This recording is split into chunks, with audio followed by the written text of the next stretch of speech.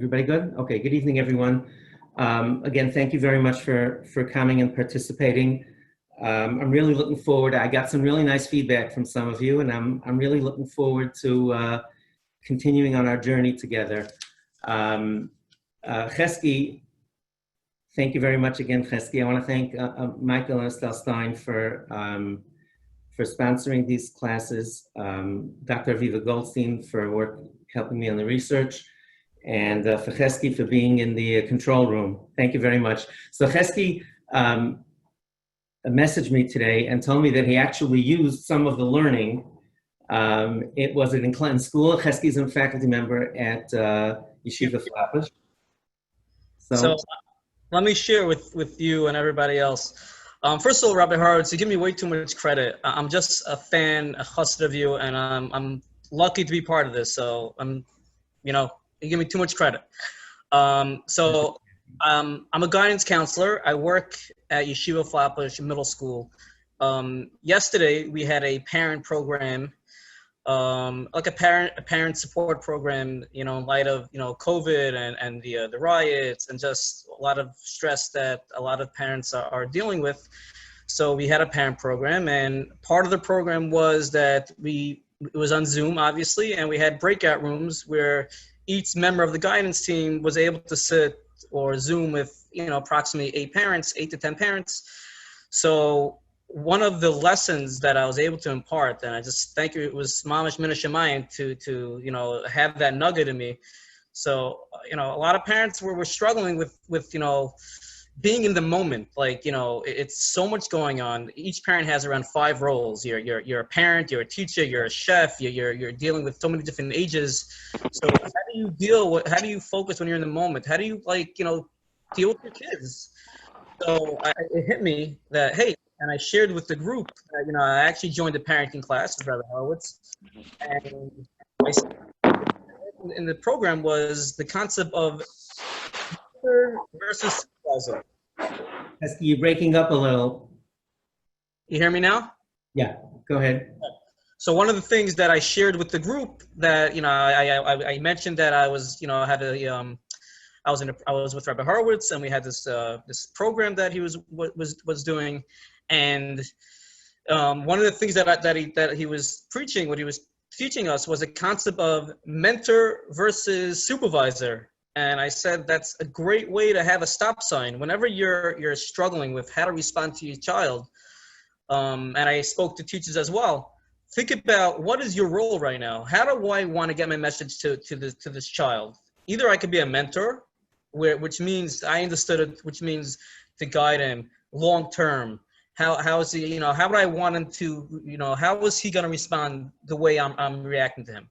What's my goal with him? Or you want to be a supervisor, which is very direct. Right now, right now? You're a builder. You're running a store. So I need results right now. But as Rabbi Horowitz spoke, the results aren't long term. So I kind of put it in that way where you have that stop sign in front of you, and sometimes all you need is a stop sign, and that helps you. Thank you for sharing. I sent an email about an hour or so ago. If anybody wants to wave and share something they experienced in the last 2 days since we met last, that utilized, I'll ask if you can, please try to keep it to 30 seconds if possible. Just share some learning, how this learning helped you, or some observation that you made that, when you saw it, you said, oh, that's it. So, or if you disagree, that's also fine. You can also say, I'll tell you what, just say, Rabbi Horowitz, I disagree with this, and you'll be the first one I'll take during Q&A, okay? So go ahead, please. Who's got a hand up? I see your hand. So I'm going to unmute. I unmuted something. Hi. Me. Hi. How are you? Hello.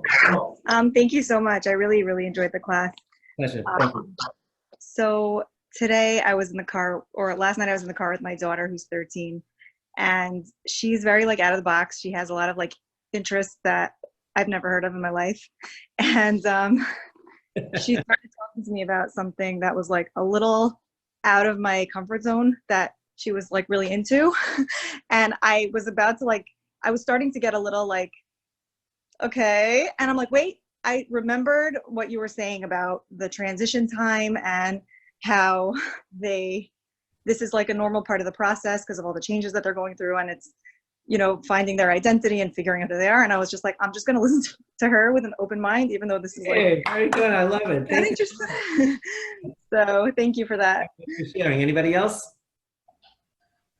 I don't see any hands yet. Any hands? Okay, then we'll just move on. Okay, anybody else? Oh, go ahead. Aviva's the one who's speaking for Aviva. Jonas Stern is the thing on the. Chesky, you see him?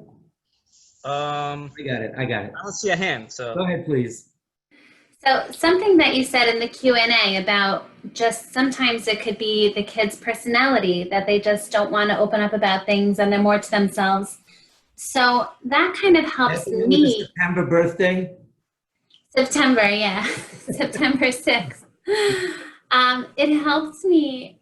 I think it helps her as a mom, helps her, my friend, Yes, as a mom to be more accepting of her parenting.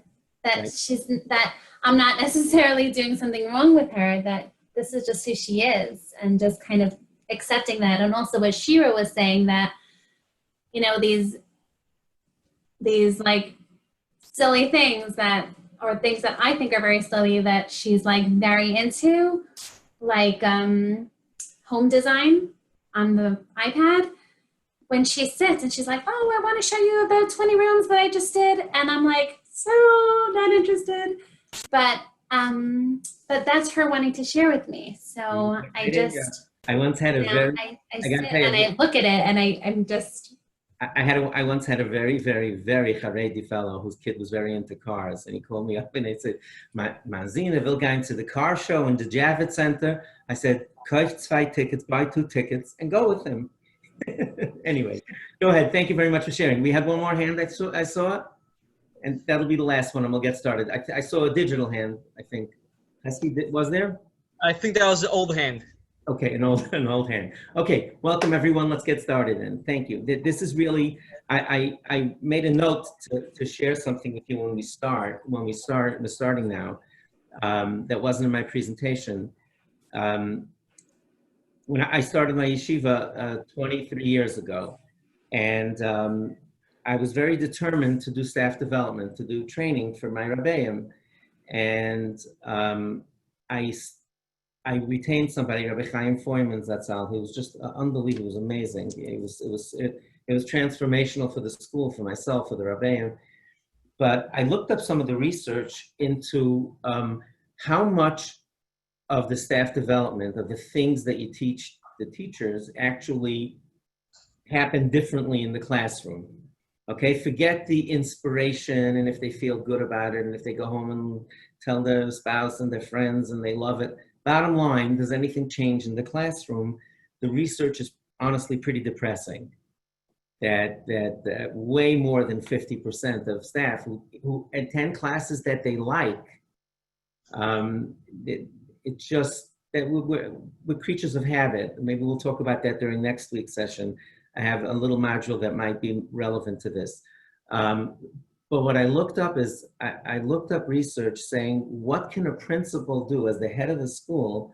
What can a principal do that will make it more likely that people will, that the teachers will really change their practice? And those, what are the things that I could say that would encourage the staff, that not to inspire them, but to see to it that the class, and it was absolutely fascinating. It totally blew me away. It said there that when the head of school gets up and says, we're learning something new, and that speaks to what you were just saying now.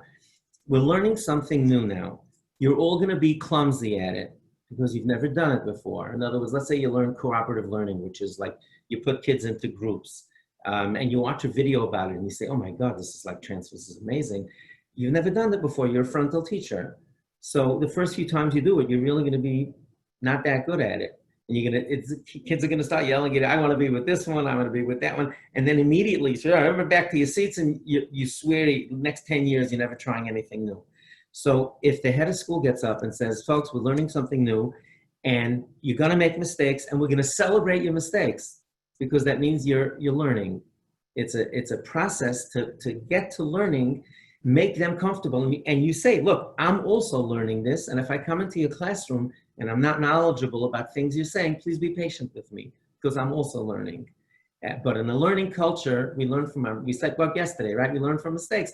Mistakes are a part of the, so I want to encourage all of you that as you go, hopefully you go and you start saying, and you start getting inspired and trying to change some things.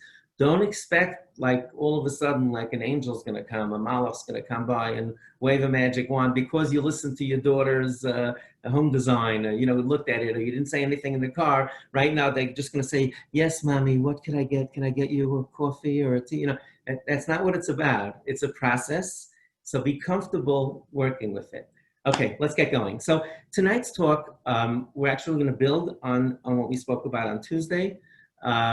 And then we're going to go on to some other things. I really hope you'll find it really of interest and helpful. So planting and building, parenting for the long game, which was something that we started talking about yesterday. And if you remember yesterday, we had these scenarios, these 4 different scenarios that we talked about right at the outset. And we talked about things that adolescents deal with. Number 1, scenario 1, my son doesn't like to go to shul with me anymore. I showed you a column that someone actually wrote this to me. Number 2, everything is a negotiation. I showed you a column on that. And then number 3, it's just a tremendous contradiction. My kids are altruistic and they're wonderful and helpful, and they'll spend 6 hours at a chesed project.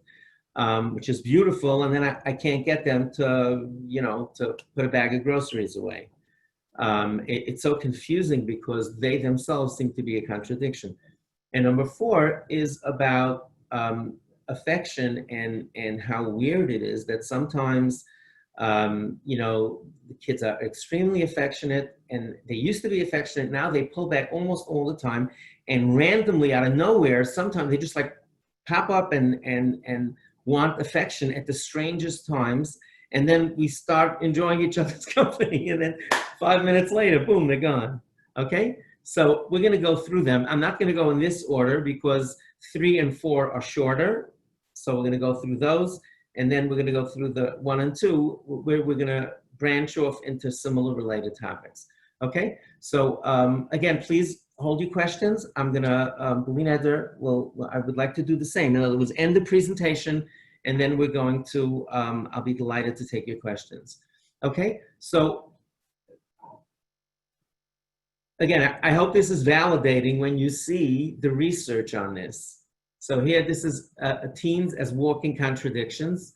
Chesed and selfishness isn't there, but if you look at the literature, okay, the Soviet psychologist, I'm not going to read all the words, believe that inconsistent behavior is part of the integral change that typically appears at various points throughout adolescence.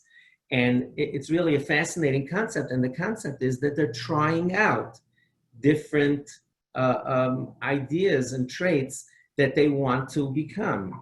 So that could be in religion, it could be in their hobbies, it could be, looking at room design or the car show. It could be anything, but these contradictions, again, once you start thinking about them as something that's normal, again, I purposely prepared different names, the original research, and then some of the other folks, with Google today, you don't have to spend 6 hours in a library. Feel free to look up if you want to read, and I encourage you to do that to get, if you're looking about specific things, is this normal, is it not? You might want to look at some of the theory, but again, this contradiction is perfectly normal. The other one was about the affection, and here we have a really fascinating concept called refueling. And the 3 major transitional phases, we have 2 and 3 years old. We call them, you're all muted, we call them terrible twos, right? And then we have the phase we call tweens, which is like 9 and 10 years old. And the 3rd phase is adolescence. And let's take the refueling example for a 2-year-old. So think about the last time you took a 2-year-old to the park. You took a child of yours to the park, and you're just hanging out with a few friends of yours, keeping an eye on the kids. All of a sudden, your son or daughter looks around for you. They come charging over to you, grab your thigh, put a thumbs up if that, or a hand, if that happened to you. Think of the experience, right? So they grab your thigh, they hug you, and as soon as you start enjoying it, you say, "Oh, yeah, I love you too, sweetheart." Then they just squirm out and run away.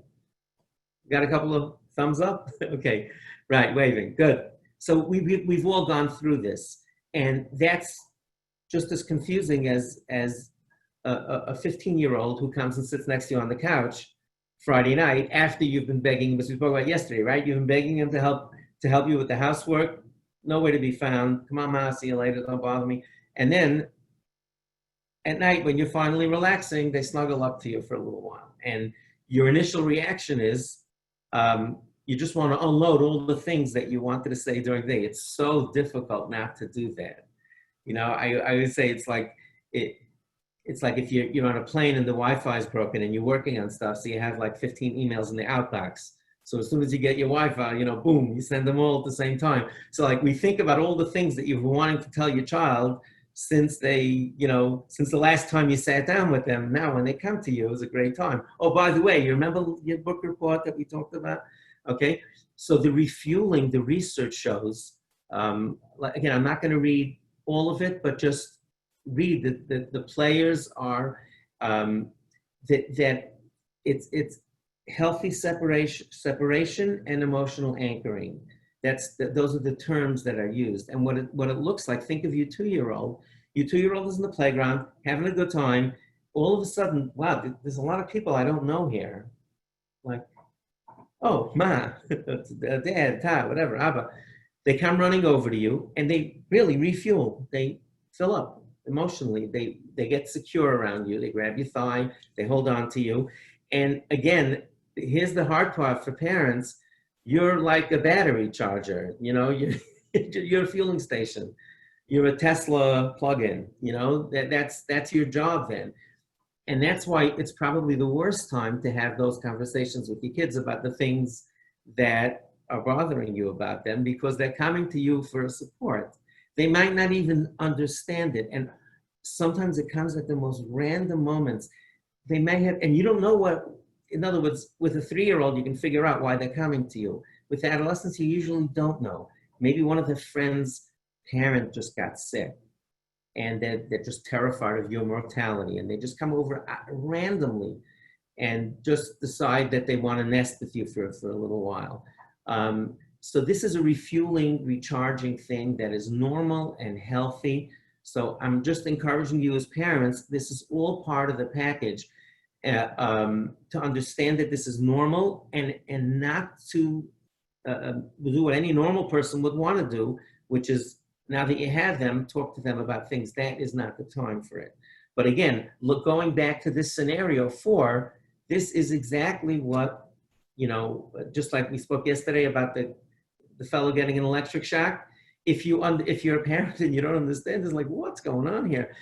That's why the more knowledge you have, the more you read up on it, you'll automatically be better prepared to understand that. So I'm so pleased what you mentioned about about going in the car and understanding that this is normal. That's what this whole Successions is about. It's about understanding what's normal and what's not, what's within the range, and how to react to certain situations.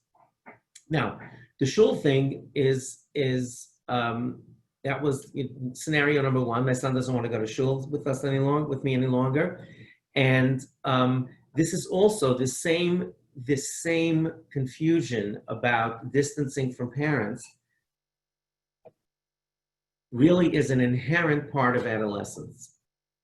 Okay? In an effort to establish independence and identity, the adolescent often withdraws from the parent, which is really logical because they have to establish their own identity. That's what adolescence is about. Adolescence is about becoming their own person, becoming themselves. And it's so important. If they don't go through this phase, if your child basically just goes through it without, now, I hope you have kids that don't, go through this churn, but the process of disengaging and starting their own lives almost automatically makes them do things differently than you, because if they do everything the same as you, like, who needs them? I always give the example of a pizza shop. You got 2 pizza shops in town. The third one opens up. They don't just say, Yankees Pizza Shop, we're in business now, right? They have to say something that they're different. We deliver, we have whatever it is, sushi. So by distinguishing themselves, that new pizza shop distinguishes themselves by the new characteristic. So your child has to do their own thing, which often is not that comfortable for us. So it could be a click to the right, to the left. You hope it's only one click, but a little bit of that is perfectly normal. Again, here's adolescent passage. Again, Google these terms, look them up, especially if you have a child. You can do it now. You saw an 8th grade Talmidim. I taught 8th grade for 15 years. I don't get rattled by people doing stuff while I'm talking. So just feel free to look it up right now. It's fine. And put a bookmark in it so you can continue this. And now that you know, okay, let's go back to this one. Let's talk about this one. So the fellow's upset that his kid's not going to shul. He writes me he sends me an email with the question. I'm thinking this when I read it, I say, yeah, that's perfectly normal. And because this knowledge, the bina, which I'm going to try to give to the parent, gives gevura. Yesterday, I just give strength. So the strength comes from knowledge and understanding. If you, yesterday I only gave you the question, and I'm not even giving you the full column now, but I hope you'll find this of interest. Because I taught 13 and 14-year-olds, and because I work with adolescents, this was as normal as telling me the sun rises in the east. So I started by writing, I wrote to Gedalia, I said, let me guess this. I wrote the entire column without asking the father how old the kid was. But I predicted, again, not because I'm smarter than the next guy, but I just read the research and I know that this is what's normal. So I wrote that your child, I suspect that your child is 9, 10, or 13, 14. Why? Because majority of the fathers who asked for an advice was in this. And I wrote, you see, adolescence in the broadest term is when they disengage from your home and start their own life. Now, I did something bold. I wrote the entire column, as I said, without asking him. And the kid was 13. And I asked the father if I can put his email address in the Jewish press that people can actually check that I really didn't know. Not because I wanted to show that it's me, that I knew it, but it's it. And if you're studying the research, that will come out automatically. So again, here's another example of a situation where the parent is wondering, as Mama, I remember your name, somebody's unmuted? Just a little bit of background noise. Thank you, Chesky. So I forgot the mom that mentioned something going on in the car, and you're wondering like what's going on, and this father's thinking, what did I do wrong in my life? I love davening in shul and I enjoy it so much, and did I do something wrong? Does he have bad friends? And you start thinking of all the possibilities that could be going on, when in essence it's really a normal thing. Now it doesn't mean if your kid loves davening with you, you're doing something wrong, but if this comes up, this is part of the process, and that's what we talk about the bina. This should be one of our mantras, is that with understanding comes strength. And the next module that we're going to do now with question number 3 really talks about the fact that not only is it important to have this gvura, this inner strength that only comes with knowledge for your own sanity, to be able to function while you're raising adolescents. It's much more important because, ironically, the more calm you are and the more you're able to roll with it and the more you understand, you'll be far more effective. Not only will you feel better, you'll be in a much better position to guide your kids. And we're going to do a deep dive into this component, and then I'll take your questions. I'll have a few divrei Torah at the end, and then I'll take questions. But this is the one that we're going to be spending more time on. Just putting it out there again, what we feel intuitively, it's nice to see that professional studies come up with this result. The greater understanding, the Bina, leads to self-confidence and better parenting. And you could see here, improved child relationships. All of this comes from the University of Wisconsin. Again, I'm not going to read all of this, but I do encourage you to see, if you would like to look this up. You can see about time to put theories into practice. All of these things.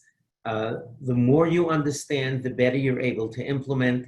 The less traumatized you get when your kids start acting out or doing things that are normal teenage behavior.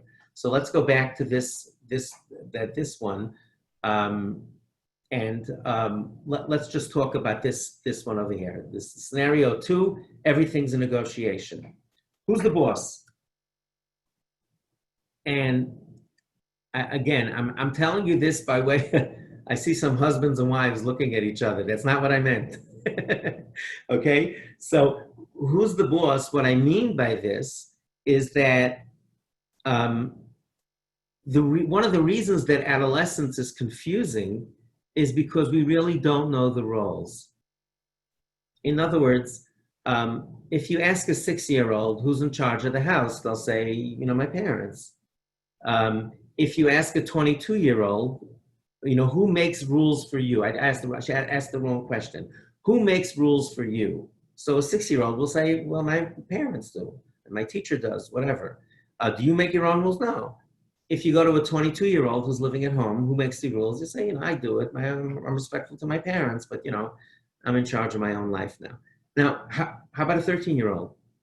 How about a 16-year-old? Who's in charge? How much do they have some autonomy over decision-making? They'll tell you they're adults. It's not clear. It's not clear what domain belongs to them, how much they're in charge, actually. And this leads to a lot of confusion. And again, if you're going back to this, everything is a negotiation, part of the confusion of adolescence is that we don't have that nailed down exactly who's in charge. And we think as parents we are, but we know that once they get to a certain age, they start making more decisions for themselves. And this is a healthy process. But this role thing is often leads to a lot of confusion. Now, the deep dive for today is going to be on this, the styles of parenting. And there's volumes, tons of research on the different styles of parenting. I'm going to try to walk you through it. I want to try to make this as the presentation as short as possible. So I'm going to try to cover it well, but if I'm not doing any of this in depth, so please feel free to ask for clarification. If from here till the end, let's do this. From now till the end, usually I tell you to hold your questions. If you have a question, we'll do it at the end. If you want clarification, if you're not sure what I meant, please flash a hand and Chesky will unblock you and you can ask me, look, what exactly did you mean by this? Because this is it's a deep dive. And I'm going to walk you through it, and then I'm going to do practical things about negotiation. I'm going to try to give you some tips about how to negotiate with your kids after we get the theory in place. So the way the experts talk about this, the different styles of parenting, I'm going to use my cursor just to follow. There are 2 dimensions, meaning there are 2 ways that we measure this in this framework, where we have 4 types of parents. Authoritarian is like controlling and very obsessed with being the boss. Authoritative means that you understand that you have authority and you do it in a more gentle way, mentoring. okay? But you have expectations of the children. So the two things here, I'm sorry, let me finish. Permissive means that you let the kids, you let the kids do what in other words, you don't exert you're looser with the rules, and neglectful, uninvolved means basically they're just running the rules. And let me, I'll give you a visual first. Let's do the visual first, and then we'll go back. So this is authoritarian focus on obedience, punishment over discipline. Discipline means that they have consequences. Punishment is more like go up to your room, sit on your bed. Back when we were in school, write 100 times, I will not do this or that, where there's no logic. Authoritative is a positive relationship, but enforces rules. Permissive doesn't enforce rules. Kids will be kids, meaning they're into the kids, but they're not really focused on rules that much. And uninvolved is, unfortunately, they just let them go. So the way the experts talk about this is maybe we'll do this one here. And you see the axis here. Follow the cursor. I'm here on the left side in the middle. So demanding this, there are two things that we look at. How much do the parents demand of the children? What expectations do they have? Now, demanding doesn't mean in a harsh way. That's that's this one here. But the one that goes right to left, demanding this means, do the kids know where they should put their laundry and when they should do homework, and that there are expectations of how they'll treat each other. Okay, so that's demanding, means you make demands of your children. Again, not in a rougher way. And this is responsiveness, meaning how responsive are you to what your customers are, what the kids are thinking and feeling? Or do you just say, no, I got the rules, I'm in charge, and I'll tell you what to do? So if you're if you're high on demands and high on responsiveness, that's authoritative. The research shows that by far the best outcomes are authoritative parents. The children have self-control, and they also they grow educationally and they mature well. The better likelihood. Permissive is that you're very responsive, but you don't make many demands. And authoritarian, there's the cursor, because I said so. Meaning it's all about their rules, and they're rigid and they punish and they're not that warm, and but they do give clear rules and they have expectations. Whereas uninvolved, so these are the one-liners. So authoritarian is because I said so. Authoritative is I'm the boss, but let's discuss this. Permissive is whatever you want, and uninvolved is not being involved. And that's the visual here. This is another way of explaining this. And here's the two dimensions where we have demandingness, which we spoke about. This was my own, this box here, the sig is my own way of thinking about it. A capital D means that there's a lot of that, and a lowercase means there's not that much of it. So authoritarian, there is demandingness, that's a capital, but responsiveness, meaning to have a deep relationship and to look at the child and see how your demands are affecting them, they're not that good at. Authoritative is good at both. Neglectful, unfortunately, is neither really, because they're letting the kids do what they want. And permissive are very into the emotions of the children, but by not setting boundaries and rules, typically they won't. They're less likely to achieve and really and reach their goals, or to self-actualize, as we say. So again, these are just three ways of looking at the same idea. What I'd love for you to walk away from is to understand that these different dynamics have a lot to do with how you're going to interact with your children. Now, Ravolba, again, I'm going to stop for a second. If you have a question on this, now would be a good time. Only if you didn't understand. If you have a question, we'll do it at the end. If you're saying, I'm not sure what you meant by this, I'll be glad to take a minute or two to talk about it. Any hands up? If not, I'll just move on. I don't see any hands up. Okay, let's go. So back to what we said yesterday, we spoke about Zriya Ubinyan, planting and building, and the concept is Rosh Shlomo, but that was the book I told you about. I think I waved it yesterday. The Zriya Ubinyan concept really dovetails very well with this type of thinking. Now, again, I wanted to look, I'm 60 years old. My parents, thankfully, neither of them went through the Holocaust, but I'm 60. My generation was typically raised by Holocaust surviving parents or parents who lived through the Depression, that had a rougher road than you and I did. And it was certainly much, much more authoritarian. The schools were more authoritarian, and the homes were more authoritarian. And that's why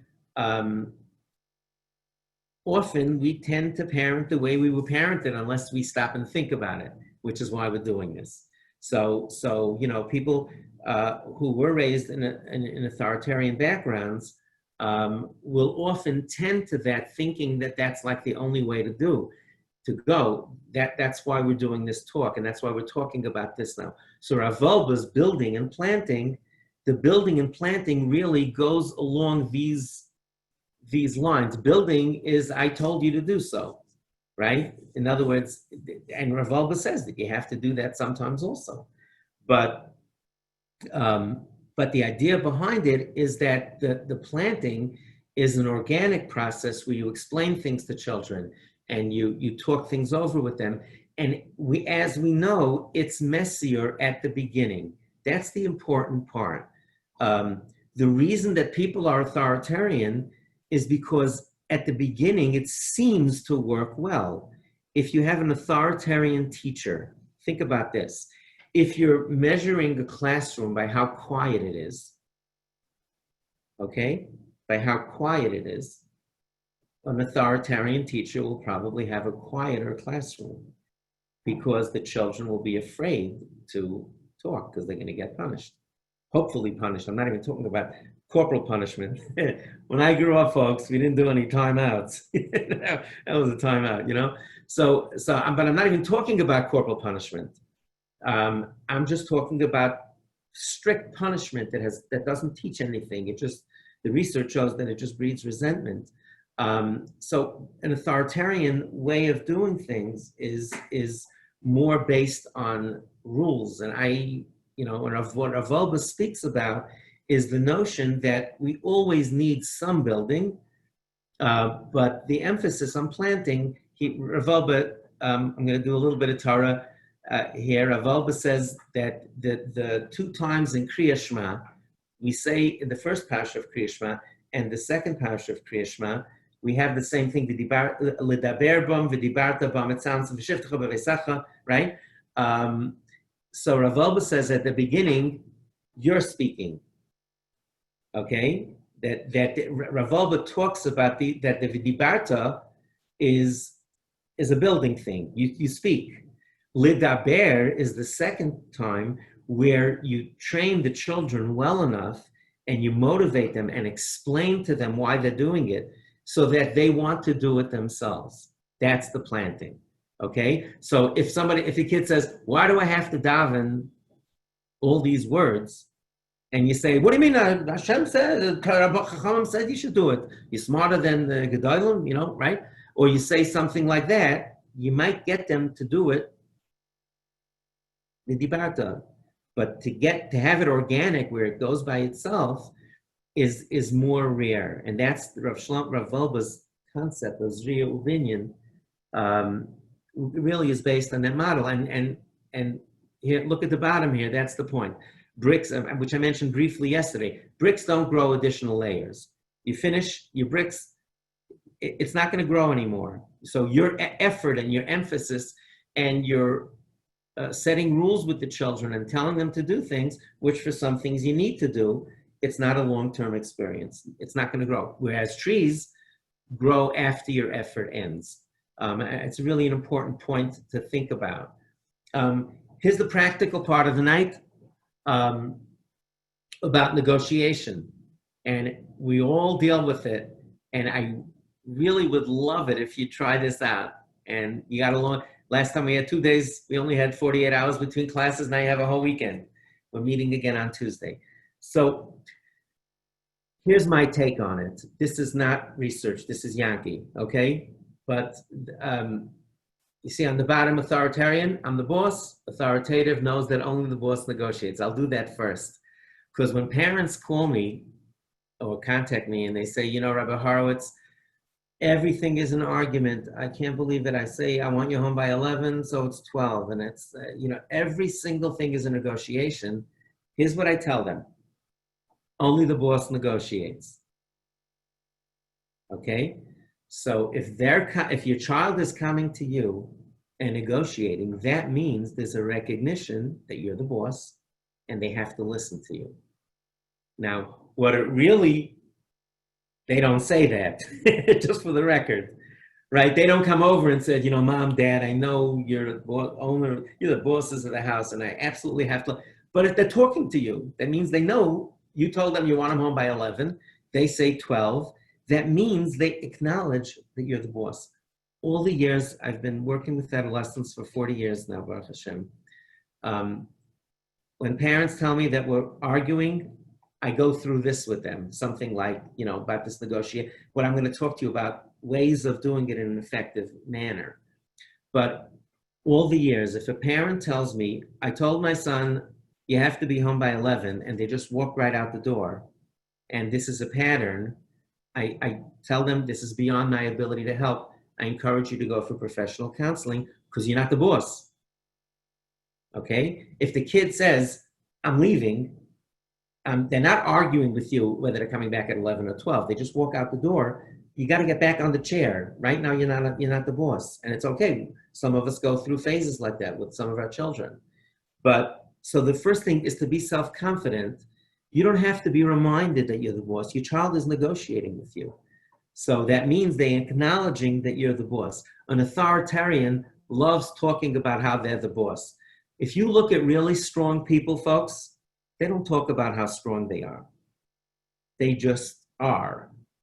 And you walk in, think about, I mentioned, think about the best teacher you ever had, the best Rebbe you ever had. That person didn't make speeches, didn't yell a lot, didn't make a whole big fuss. There just is an understanding that I want you to do things a certain way. And they were able to say it in a soft voice. If I can, I believe that when you start yelling and losing your temper, you're actually telegraphing a sign that you're not in control. One of the things that I always used to do is, as a Rebbe, some years I had heterogeneous groups, you know, and some years I volunteered to take the weakest track if the kids were tracked. And I promised myself that nobody, this was my own mishigas, you know, it was my own thing. I said, no matter what any kid in this class does, okay, oh, Josh is back. By the way, if you didn't get it yesterday, you open up your screen, Yeshua. Make some noise, guys. Anybody? So I really see this as a rule.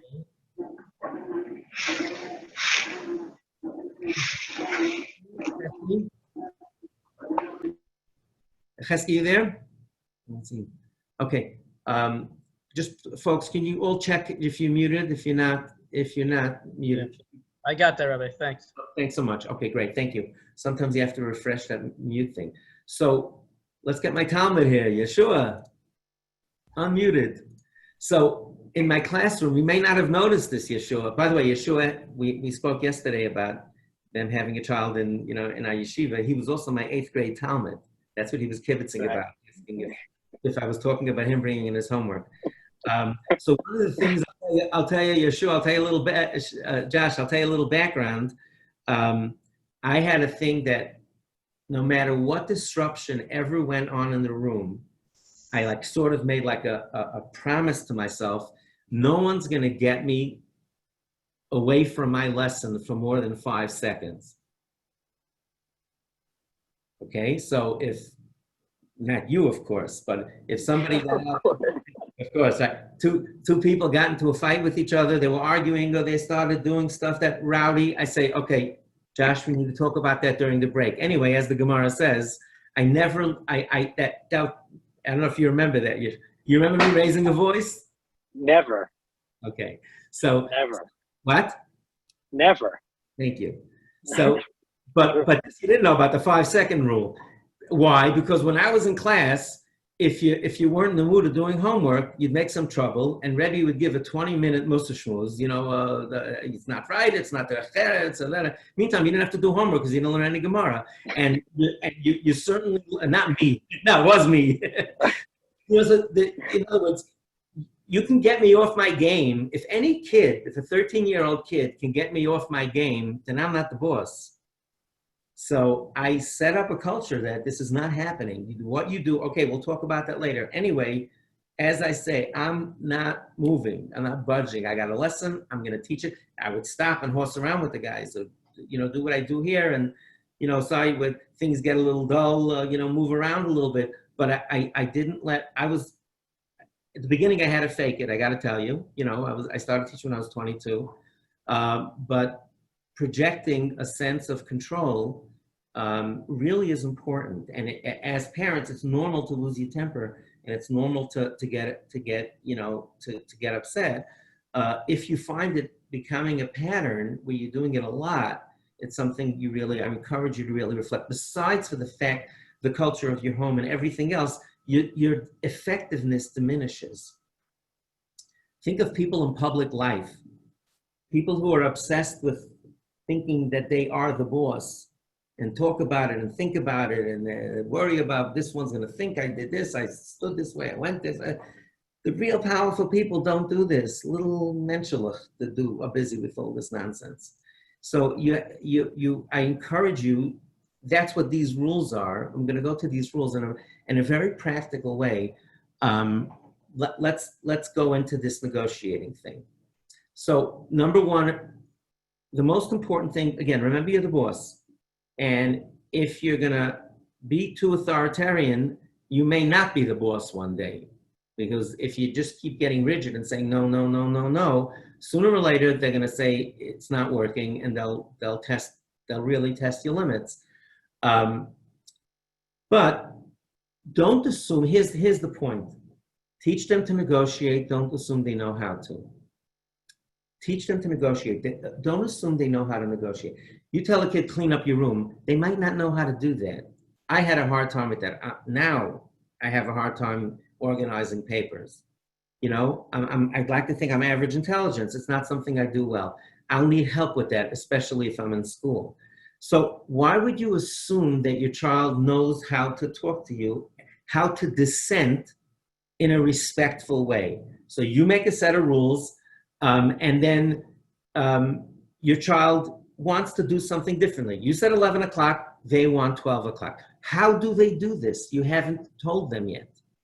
So I suggest to you that if you don't explain to them, this is the way I want you to talk to me, if you want to disagree with me. These were my rules, at home and in school. These were the rules. Speak softly, and I'm not punishing you if you get upset. If you come yelling, I'll just say, come back whenever you're ready to talk. It's fine. Again, don't lose yourself.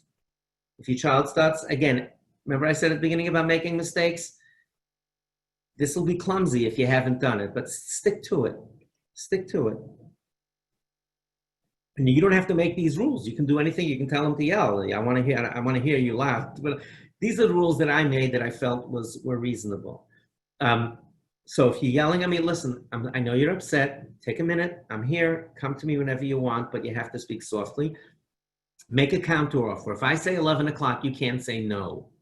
I'm your parent. I'm your Rebbe. I don't want to hear no from you. Say, can I do 11 o'clock, 12 o'clock? And tell me why. Not because I'm not looking to usurp your authority, but all the geeks leave at 11 o'clock. Okay? I'm going out with my friends. Come on. Well, the cool guys all stay till later. Come on, you're making me into the biggest geek if I leave at 11. So what it sounds like is they come over and they say, I know you said 11. Can it be 12, please? Because I really, the most fun is between 11 and 12. So that's what it sounds like. And then you decide if it's a yes or a no. But that's basically the drill down on negotiation. Again, is going through these concepts about think of yourself. How much time do you spend in each box? That's another way to think about it. Nobody is all of something. But how much time do you spend on, let's discuss this, and how much time do you spend because I said so? And I believe firmly that every single parent has to reserve the right to say because I said so. But that it's only how often you do that, okay?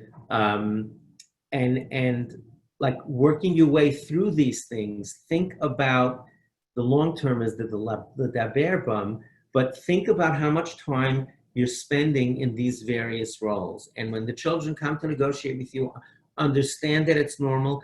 I propose to you, I'm telling you again, this piece is not research-based. This is just Yankee. I found this to work well. When you tell children what your expectations are, they're much more likely to follow. If you come to them with specific ways that you want to be spoken to. I've submitted many grants to applications for grants over the years, and many of the foundations say, write me a 3-page letter about your project, what you want to do, and this and that. And you kind of have a hard time doing it because you're not sure what exactly they want. And you can look them up online. There's a Covenant Foundation in Chicago. I'm very friendly with the head of the foundation, Harleen Appelman. And their application process, if you're interested, you can look it up right now. They have a grant process. Their application process, I've never seen anything like it in my life. They have this must have had this really organized person put it in. It says like this: tell me 2 paragraphs, literally like this. The details might be different. Tell me 2 paragraphs about what you want to do. Then tell me 2 more paragraphs why you want to do this. Then give me 1 paragraph about why you're best suited to do this. Then tell me how much you want from us, and how do I know that it's going to survive after our money stops. So they gave a nusach of exactly how, they gave me a roadmap that made me much more comfortable. By the way, that's one of the things that support, when I saw that, I thought of this. So they told me, people come, I went to some people, some friends of mine who are, are very wealthy, and they give a lot of tzedakah, and they get frustrated the way, that people, whatever, just tell them stuff. Why don't you tell them what to do? Fill them a card. I need money for this because of this. Make it easier for them. They might not know what you want to hear. So that's I have some divrei Torah. I'm going to hold it for later. I'd rather take your questions. Okay? So fire away, please. I have 2 really not cute, but nice Torah thoughts. I'll leave them for later after we take questions, or we'll just do them at a different time, or we won't do them at all. Yossi and Tova Rosenfeld. I'm sorry? Yeah, we have Yossi and Tova Rosenfeld. Go for it, please. Yes, hi, Rabbi Horowitz. I'm here with my husband. First, I want to say, when I heard you speak in Baltimore about 8 years ago, you said a line that has been helpful to me to this day. You said, children from dysfunctional homes do not fight. That's true. And I've said that to so many people from it must have been about 8 years ago. In any event, we, Baruch Hashem. By the way, once you mentioned it, I see some more people are smiling. Once you mentioned it, let me explain the reason. Yes. And I heard that from Dr. Norman Blumenthal, who did a talk in our yeshiva on sibling rivalry. And when he brought down the house, he started by saying that the research shows that dysfunctional homes typically have much less in the way of sibling rivalry. Just so once you met, thank you. I'm really honored that you remembered it so long, and that's really, I'm serious, really. That's why I do what I do. The reason is that the currency in sibling rivalry is your love, right? So unfortunately, nebuch, if the parents are not that attentive, and if the parents are in that 4th group that are not that attentive, there's not that much currency to fight over. And the other part of it also is that they don't feel comfortable enough. You want to talk about sibling rivalry, think of the Knesset in Israel. Okay, there's so much going on. When you see everybody in the Knesset is perfectly aligned with each other and getting a look, that means nebuch, something's going on in the country. That's really frightening. So people in a dysfunctional home tend to bind together because there's stress and dysfunction. So they don't have the luxury of even quarreling with each other. They just want to survive. That was the answer. And thank you for remembering. I just wanted to give all the parents out there who are dealing with your kids handling with each other, just be encouraged. It's normal, it's healthy, and that's the reason why. Go. Yes, it's actually also the perfect segue into our question. Okay. So, what often happens is, the kids will be bothering each other, and we just ignore a lot because that seems to be, we're not going to go crazy because one kid spritz water on the other kid. We're talking about teens, tweens, teens, spritz water on the other one after washing or whatever. But then they get very upset at us that we're not punishing. Whoa. That's a problem? It's like on a daily basis, but then they get extremely upset at us, my husband and I, that we're not punishing the sibling. They say, if you don't do anything, you always say, tell us if there's a problem, but you're not going to do anything, so I might as well take matters into my own hands. Oh. And everyone has this argument, so I guess it's pretty fair because we're not punishing anyone. Everyone has this argument. Okay, so I actually was going to tell you this when I think I think a good line of demarcation of when parents should get involved is if someone is suffering as a result of it. Okay, so if the kids are bantering, are just spritzing water in a friendly way and nobody really cares about it, and they're just making quarreling noises, let's just close an eye and let them figure it out. But if one person feels that someone is in their space, or they feel that their menuchas hanefesh is being disturbed by that, then you should get involved. Okay, so in other words, Jesse Rosenfeld. Hi. A lot of times it's just on the border, meaning it's not terribly disruptive. I'm sorry, just one second. The woman that I just spoke to, are we done? Did you? Yeah, that's my husband who's just spoke. Yes. Oh, yes. See, are you visual? One of my No, we don't have a camera. We don't have a camera on our. It's fine, no problem. Okay, go ahead. I'm just saying, a lot of times it's just on the border, meaning it's kind of annoying each other. It's not bantering. It's not because they're playing. It's they're fighting. It's not profoundly disruptive, but it is pretty disruptive.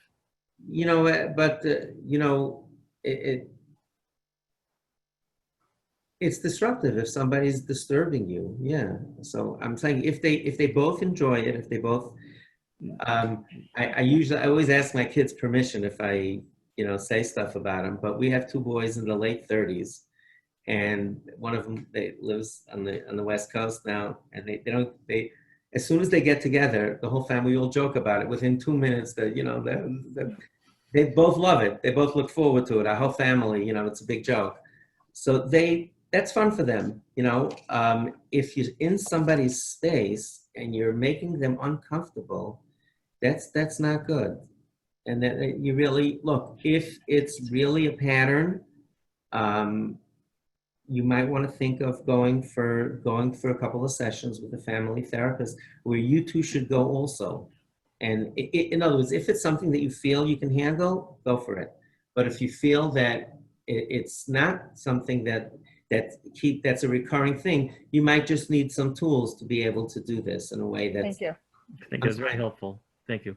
Yeah, I'll give you an example. The Gemara says, let's take, by Hilchas Sukkah, it has to rain. If it rains hard enough that your food gets messed up, you leave the sukkah, right? But if you're sleeping, one drop is enough. Why? Because when you're sleeping, you're in your own space, you want to sleep, you're disrupted by anything. So I'm saying if I don't want it, right, it's only water, but I don't want to be, I want to sit down. I don't want you schwitzing unless we're in a water fight. So I'm saying when you feel that you need more tools, the most cost-effective and menuchas hanefesh, serenity, is bring in an outsider, go to a therapist. I would suggest probably the two of you go on your own, talk it over. You need strategies, you need tools. And sometimes when families, you get in a certain dynamics, it's a little hard to undo that. So I would suggest that you go yourselves and then tell the children. Very often parents, when children are acting out, I say, well, why don't you go? We should go, they should go, right? But the truth is that you're modeling, you talk about mentoring and modeling, you're modeling fantastic behavior. There's nothing wrong. This is the self-confidence piece comes in, not being authoritarian. You say, look, we want you all to be comfortable. We don't feel that we have the tools to do this. We want to talk it over with a professional, and we went already. Now we would like you to come along. Which kid is not going to go to that? If you say, you know, you're messed up, you're fighting, go for help. So they say there's nothing wrong with me. So I think you should go first and talk with the therapist whether or not you should. Now, if you can experiment with certain things, if you want to have a talk with the kids and you said, these are the rules and we don't want you in each other's space and everybody's entitled to menucha here, you know, to serenity at home, figure it out, guys. Okay, good luck. Thank you very much. Next, we have David. Hi, David. David? You had mentioned, I'm Monica, David's wife. Uh-huh.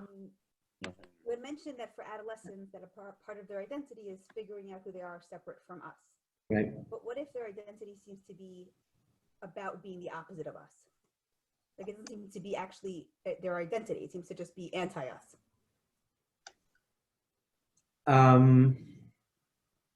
That's, you know, I spoke about clicks, you know, they Right. 1 click away from you or 2 clicks or 5, sometimes it's 5 or 10 clicks, you know, and that's really painful.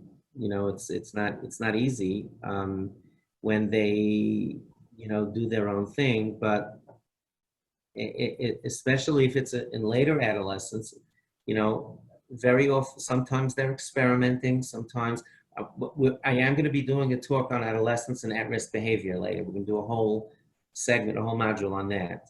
So maybe some of that would be relevant to that, but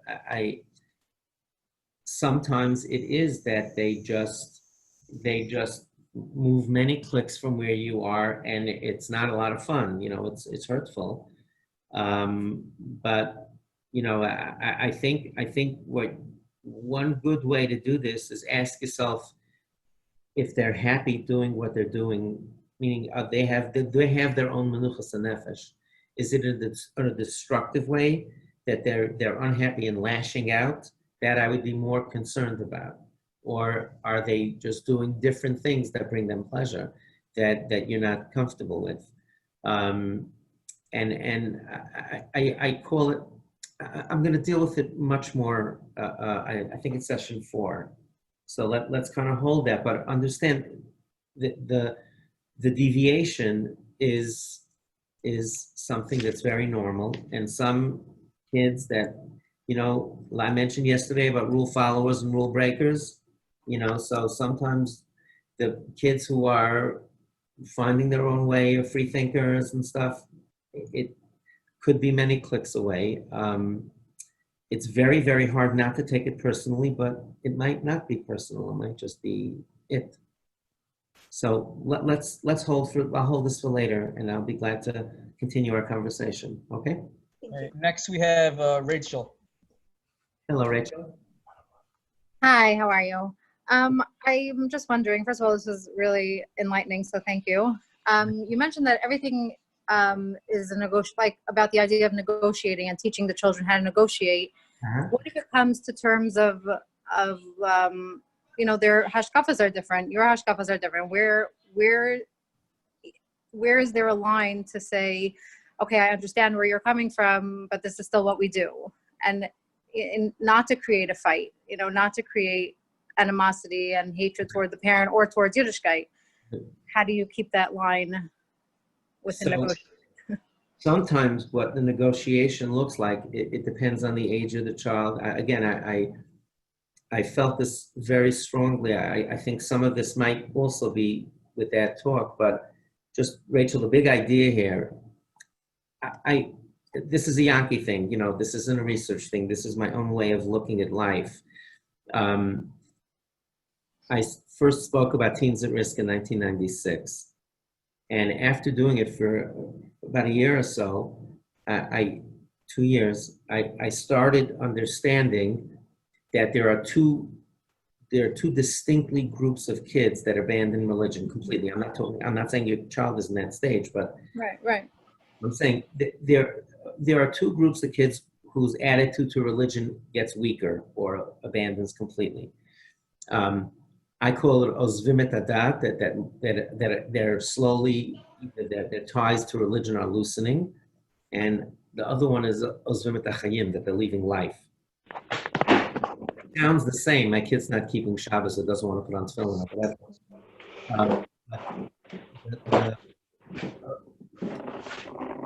There's one group that have meaningful, fulfilling lives, just their relationship with religion is weakened or not there at all. But they have happy, in other words, what it looks like is kids in college and they have a social life and they're happy and optimistic, just religion. Or the other ones are never self-destructing. They're miserable, unfortunately. Anybody guys getting feedback? Can I? I'm trying to locate the feedback. No, I saw one was unmuted. Maybe I did that by mistake. So you understand, Rachel? I think that's one way of looking at it is this child happy, productive, and their life is moving forward, and it's only a religion thing, then there's one way of dealing with that. That's one bucket, so to speak. But if you see them unhappy and just like they just lost their spunk, and they also are not religious or abandoning religion, I would say that is something that very often is trauma related, or it's a much bigger thing. I would much more go seek professional help if you feel that it was in that category. Now, religion thing, again, I'm going to be talking about that later. Where negotiation comes in is you might want to negotiate. For example, let's say you have a child who says, look, I'm not giving up my phone on Shabbat. You have an 18-year-old kid, he says, listen, Mom, I love you, I love Shabbos, but I'm not giving up my phone, let's say, okay? Or I'm not going to shul. So that's when negotiation comes in. You know, negotiating would sound like, listen, sweetheart, I always want you to be comfortable at home. I asked it. I'm respecting your right to chart your path, even though it's not easy for us to do this, but I want you to respect our home and the culture of our home, so please do whatever you're doing in the room. That's a negotiation. I hear. I don't think it's helpful to really get into the weeds about religion. Again, I have a whole module on this, but in the meantime, Rachel, this is what I would encourage you to think about. Is it a child with a happy life that has a religion issue? I found those to be so many different things that turned off, they were never turned on. They have faith questions that might be bothering them. I'm sorry, is that what it is? So it's a mix of a few things. She definitely has learning disability. We're switching into a different school to hopefully support her, but that school is definitely much more left-wing than we are, and that's fine, you know, for what she needs. So she really wants to fit in. And I would tell you that if they're happy, if their educational needs are not, obviously this isn't a, you know, I don't know enough to really answer that, but overall, I tell parents that if your child is not, their educational needs are not being met where they are now, and you're concerned about the culture in a school where they will get their educational needs met and be happier, they're more likely to be religious when they're 25 than if they sit in your school and don't know what anybody's talking about during Kodesh learning. Right. A miserable experience. Well, we're gonna be dealing with all of this. I have a whole night almost exclusively for this stuff. Okay, thank you so much. Thank you. Yeah. Next question we have from Ahuva. Go ahead, please. Ahuva, unmute yourself. Yeah, sorry. What would you, my 13-year-old is giving me one from my money, a boy. I'm so sorry, I can't hear you that clearly. My 13-year-old son is giving me one for money, and he doesn't want to give up his text. I want to take his phone to tag and give up his text. I don't like that he's texting people and late at night, and he doesn't want to give up his e-cigarettes. You want to take away his phone because he's texting? Ahuva? I want to take no, I want to take his phone. I assume that he goes. Now? I'm sorry, I'm not hearing you that clearly. I want to take off his texting, and he's giving me a very hard time, and he doesn't want to give up his e-cigarette. And I don't think it's healthy for a kid to have an e-cigarette. What should I do? So those are two very separate things. I am doing an entire night on technology. So let's wait for that. I think the technology piece we should deal with separately, but I just got to tell you, Ahuva, that is not a winning formula, taking away his phone. You know, there's going to be a I big... didn't say taking away his phone. I said taking the phone to and get a filter on that he won't be able to text. That's what I said. But I was told if I take away his text, he'll go get a different phone that I won't know about. Whoever told you that is a smart person. It's not simple. Ahuva, let's wait for the technology is so complicated and there are so many facets to it. Let's hold for later, okay? And what about the e-cigarettes? When a kid won't give up, then I think it's so unhealthy. 13 is very young. I'm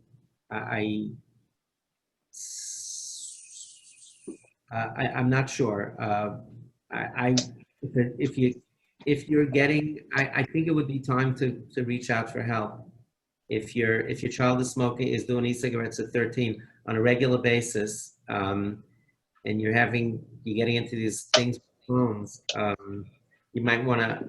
I would encourage you to think about going to a therapist and talking it over. Yourself first, and then with them later, perhaps. Okay, you might need. Yeah. The e-cigarettes it's very common, unfortunately, but it's problematic. Well, one or two more, please. Anybody? Yeah, we have Aliza Lar. I'm going to unmute now. Hi, Lisa. Hi. I hope you don't mind if I if I add a little bit to the question that you answered regarding kids bothering each other. If you want to, what? I'm sorry? Can I add to the answer that you gave regarding kids bothering each other? Hey, come on, it's a free country. You can do anything. Go ahead, please. Okay. This is, I really view this, I think of myself here as a mentor, not, not someone on high preaching. So it's a journey. We're going in this together. I've been doing it for a while, so I hope I have a little more, it's like we're going down. We're right. Imagine that we got a bunch of canoes and we're going down the river that has lots of rapids. Okay, so I've been there a few times, so hopefully I can help you guide around it. So I think it's a journey. I will enjoy you so much. I'm sorry. We're in it together. Good. That's why I personally enjoy your talk so much. Thank you. Go ahead, please. As a speech therapist with a private practice, I've had a lot of parents talk to me about this. And specifically during Corona, it's a little bit hard to give kids personal space. Personal space is sometimes hard to come by during these times. Everybody's on top of each other, yeah. But I always tell my clients' parents that when it gets personal, when it becomes bullying, when it becomes something that tears down the other child, that's when a line has been crossed and it cannot be. That's where you have to put down a real line and say, no, that's very well said. My house gets bullied. Right, it's very well said because what you're really saying is that every one of the children has an inherent right to their own space. That's really what it's about, and they have a right not to be tormented or being bothered in ways. And for some people, a little bit of water could be annoying. Some people, like I said, I wish I could make a video. I wouldn't, but our two older sons, it's just hysterical. They love it. They mix it up right away, but they're both having a good time. So, right. I fully support what you're saying. And the truth is with Corona, it has put a lot of stress on family units because we're all in each other's space constantly. But thank you. Thank you for speaking up now, but thank you for speaking up for your kids, for your students. I'm gonna do the Divrei Torah now. Rabbis can't keep this in too long, so I'll do the Divrei Torah and we'll call it a night. And I really, like I said, I'll have this up on YouTube and send out the link soon. If you have some time, go through the slides, look at some of the sources, it's a process. We're moving down the river. It's good. There's a learning curve here, but celebrate your discomfort with some of these concepts, but start thinking about how much time am I spending in these boxes. I personally, I find that a healthy way for myself to think about it. We all need to put space to be that I'm the boss sometimes, but how much time am I spending in that other box, in the authoritative box, in the box that gives me comfort? I'm really not going to spend too much time on this, but this is something that really, it's a little funny, and it blew my mind, you know. This is based on something I heard from a colleague of mine. Part of it's my own, but here's the thought. At a bar mitzvah, the bar mitzvah boy gets up, he makes a bracha on the Torah, and the father, when he finishes, now that he's an adult, the father says, Baruch, blessed be Hashem, I wrote the translation, Sheptarani, pater means freed me, that freed me, may unshai, onesh is a punishment, shel lazeh, from this guy's punishment. And the backstory is that until 13, our Chazal, our Chachamim, our sages tell us that it, so to speak, it goes on the father's credit, a parent's credit card. You know, if it goes on the parent's tab if their children are doing things out of line, because they should straighten them out. But a child is 13, so it goes on their own tab. Folks, could you imagine saying this in public? Oh, thank God, now this kid's gonna go to, you know what? Right, really? Like, what's this? What kind of bracha is this? Everybody's getting, hey, mazel tov, right? Now it's a kid's problem. Like, what? What kind of parent is that? Okay, cut off the ties. He's on his own now. If anything, so you know, when I see things that strike me like this, I usually try to explore, looking for a different meaning. So I heard something very meaningful, and I hope it's helpful to us as we go through our journey with this. Let's go back to what we said before here. When we're parents, no matter how authoritative you are, you're going to have to spend some time in this yellow box. And you're going to have to wind up, you're going to have to wind up, what would you say, right? Mentor or supervisor. You have to be a supervisor more with little kids. When you're older, you can spend virtually all your time in the authoritative box. So I saw a beautiful interpretation that the father says, not that he's saying I'm afraid of his punishment. Baruch, I thank Hashem, Sheptarani, that God freed me now because my child is older. May, not the punishments from God, may unshow from the punishments that I was giving this child, Shelazed. These childish punishments I don't have to do anymore because now my child is a grown-up. And now I can really become an authoritative parent and mentor and talk and guide, rather than be busy with these burdensome punishments that I had to do because we have to teach him not to spray water on his brother. But now that we're older, it was just very meaningful to me because the literal interpretation is like, you gotta be kidding. Okay, so Baruch Sheptarani, again, something to support this journey of ours, to try to get to a place where we're spending time in a healthier way, more time in this place, that it's a celebration of, in fact, it's a celebration of becoming to a place where we don't have to stay in that authoritarian box hardly at all, and we can spend most of our time talking. Last thing, a short thought from Rav Moshe Feinstein that I found extraordinarily meaningful. I was a head counselor and a camp director for 16 years. Every year, I started my staff meeting with this thought. And the guys who were with me for a couple of years used to roll their eyes, but that's too bad. So Rav Moshe, it was very meaningful to me. So Rav Moshe says like this, that the pasuk says when the three angels that were dressed up as people came to Avram Avinu right after his bris, Avram was 99 years old, and he said, I'll use the cursor, Yukach na ma'at mayim, let water be brought, v'rachatzu raglechem, and wash your feet, v'hisha'anu tachas ha'etz, and you rest under the tree. The pasuk before that, it says, Ve'ekcha pas lechem, I will take bread. So Avram did the bread himself, and by yukachna means let water be brought. He outsourced, as we would say today, he outsourced the water.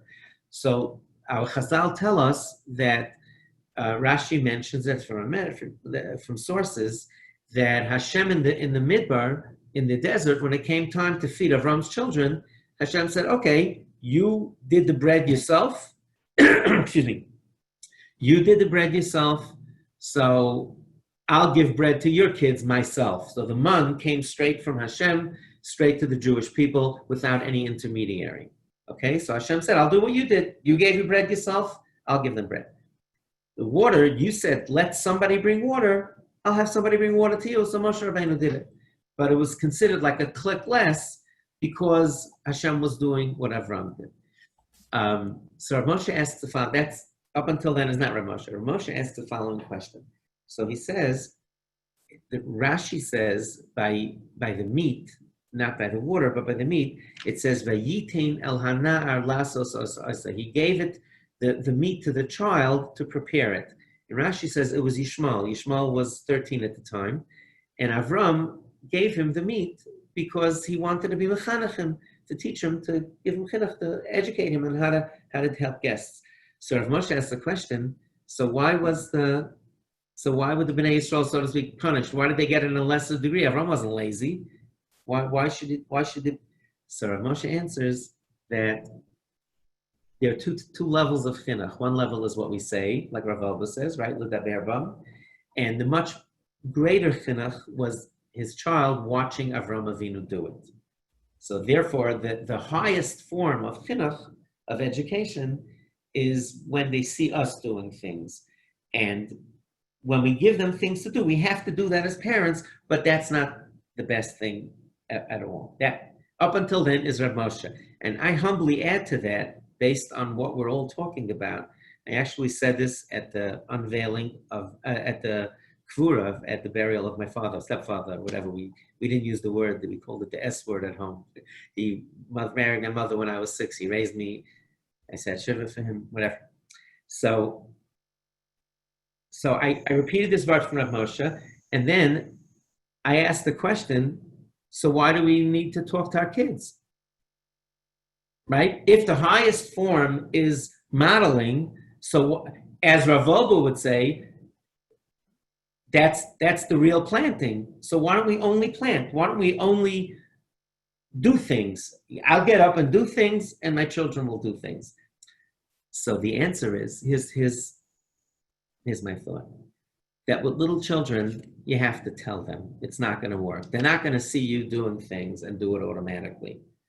Unless they tell a joke about this guy went to his Rebbe, and he said, he has a son, he wants a special bracha. My son is such a tzaddik. He's like, I never saw, he's almost like an angel. What happened? His kid's 3 years old, and he walks around the house. He takes like a blanket, and he puts it over his head like a talus.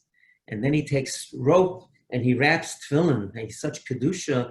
I don't know. He tells the Rebbe, I don't know what I did to Zoicha to merit such a child. Please give me a bracha that he should grow up to be one of the great sages. So the Rebbe looks at him and says, hey, buddy, why don't you go to Minyan more often? It's a little joke, you know. He's davening at home. Anyway, so I added on to Rav Moshe's Vart, and I said, of course we have to do building. They're not going to do stuff on their own. But don't delude yourself into thinking that that's going to last. Exactly what Rav Elba speaks about and these other things that we're talking about. In other words, we have to talk to our children. Of course, we have to discipline them and all of that. But once they're old enough, what they're going to remember is what they saw.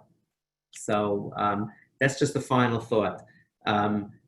It's not about only doing one or the other. It's like about the time spent in the various boxes with the understanding that this is short-term, but the real long-term stuff is what they learn from us. Have a great Shabbos, everyone. I'm really enjoying the journey. I hope you're enjoying it as well. And we should continue to grow together. Think good thoughts, and get ready for Tuesday when you'll tell us what you learned. Okay, thank you so much, everyone. Have a wonderful night.